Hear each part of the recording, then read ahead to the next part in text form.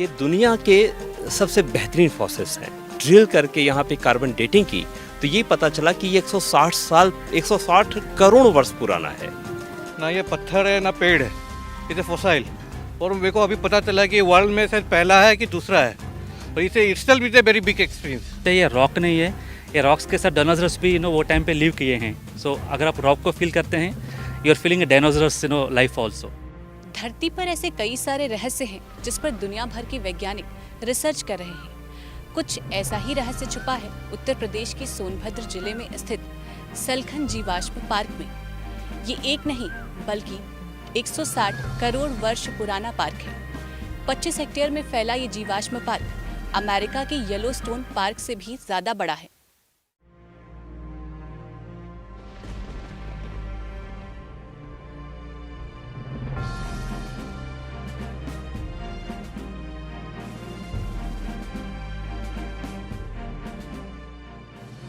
ये दुनिया का सबसे बड़ा जीवाश्म या फिर फॉसिल्स पार्क है। इसके महत्व का अंदाजा इस बात से ही लगाया जा सकता है कि ये जीवन की शुरुआत की कहानी बयां करते हैं। आइए इसके बारे में और भी विस्तार से जानते हैं।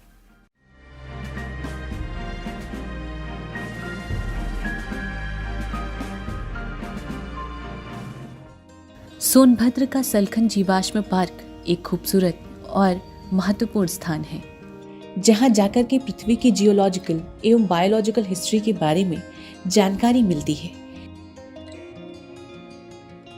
ये जीवाश्म पार्क पृथ्वी पर जीवन की शुरुआत का सबूत देते हैं।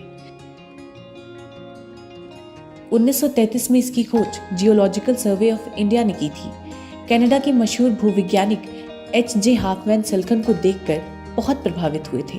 उन्होंने कहा था कि इससे खूबसूरत और स्पष्ट जीवाश्म कहीं और नहीं है। सोनभद्र में इतनी सारी अपार संभावनाएं हैं और इतनी सारी जगह हैं जो पर्यटकों को मन मोह ले। उसी में से एक सलखन पार्क है। तो ये सलखन पार्क जो येलोस्टोन नेशनल पार्क की तर्ज पर उससे भी ज़्यादा क्षेत्रफल में फैला हुआ है और अपने आप में एक इम्पॉर्टेंट जगह है, क्योंकि ये फॉसिल पार्क है और ऐसी दूसरी जगह बहुत आसानी से आपको वर्ल्ड में नहीं मिलेगी। तो ये अलग एक पहचान रखता है। इसको डेवलप करने के लिए कुछ चैलेंजेस हम लोगों के सामने आ रहे हैं और पर्यटक इसको पहचान सके उसके लिए भी हम लोग प्लानिंग कर रहे हैं कि कुछ ताकि जो भी पर्यटक हमारे अलग अलग एरिया से आए उसको इस बारे में पता हो। उसके लिए कुछ साइन बोर्ड्स के लिए भी हम लोग प्लानिंग कर रहे हैं। जैसा कि मैंने बताया कि फॉरेस्ट की वजह से कुछ चैलेंजिंग है। यहाँ पे जितना भी एरिया मोस्टली जितने भी टूरिस्ट डेस्टिनेशन है वो फॉरेस्ट एरिया में पड़ते हैं और उसमें कुछ लिमिटेशन है उसको डेवलप करने की। उसको भी उसके होते हुए भी हम लोग जितना उसमें पॉसिबल है उतना उसमें प्लानिंग करके हम लोग उसको डेवलप करने का प्रयास कर रहे हैं। धन्यवाद आप लोगों का कि कम से कम आप यहाँ पे आए, और आप लोगों को धन्यवाद कि यहाँ पर आकर आपने एक नई कायनात, एक नई दुनिया के बारे में लोगों को ये बताने का प्रयास किया या कर रहे हैं कि वाकई में सोनभद्र एक ऐसी जगह है जहाँ पे आप आ सकते हैं और अपने समय को कुछ जानकारी के साथ, ऐसा नहीं कि आप सिर्फ घूमने आ रहे हैं, कुछ जानकारी के साथ नई चीज़ों को एक विश्व पटल पे, माने पूरे विश्व के पर्यटन के मानचित्र पर आप सोनभद्र को उभारने का प्रयास कर रहे हैं। तो फिर से स्वागत है। और मैं आपको बता दूं कि ये फॉसिल्स ये दुनिया के सबसे बेहतरीन फॉसिल्स हैं।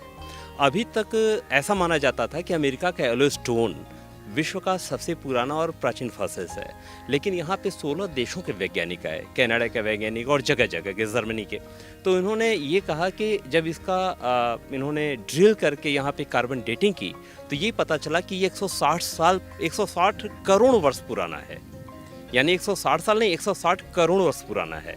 और ये बेहतरीन, हम लोग को जब शुरू में लोग आते थे यहाँ पे तो एक सामान्य पत्थर समझ करके इसको तोड़ना और यहाँ तक कि इसको बहुत पहले इसको सड़कों में यूज करना, लेकिन जब इसकी जानकारी हुई तो इसको रोक लगाया गया पर्यटन विभाग की तरफ से और फॉरेस्ट विभाग की तरफ से पूरी मार्केटिंग की गई।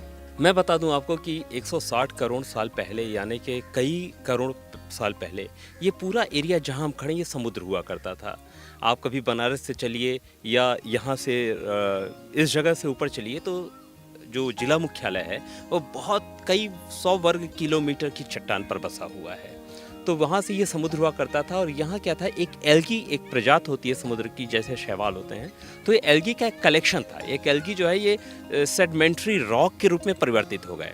इसके लिए आप जगह जगह देखेंगे कि ड्रिल किया हुआ है। यहाँ के वैज्ञानिक जब आए तो इन्होंने ड्रिल किया, इसको खोजा और यहाँ से ले गए और ये पता लगाया कि वाकई में ये अब तक येलोस्टोन से भी पुराना और सबसे पुराना जीवाश्म है। और इस तरह के जीवाश्म यहाँ और भी बहुत सी जगह हैं, लेकिन अभी उसकी पुष्टि नहीं हो पा रही है। कि जैसे अभी हमारी टीम, मैं एडवेंचर टूरिज्म में हूँ, तो ट्रैकिंग के दौरान कई जगहों पे मुझे ऐसे रॉक्स, ऐसे जीवाश्म मिले हैं जो गांव वालों को कहना है कि ये डायनासोर का फॉसिल्स है, और उस तरह से लगते भी हैं।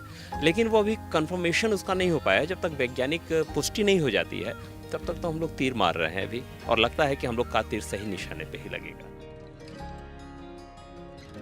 किसी प्राकृतिक घटना के चलते पेड़ पौधे और जीव जंतु धरती के नीचे दब जाते हैं। लाखों वर्षों तक इन जीवों का जीवाश्म चट्टानों की परतों में सुरक्षित रहता है। जीवों और वनस्पतियों के जीवाश्म बनने के पीछे एक लंबी प्रोसेस होती है।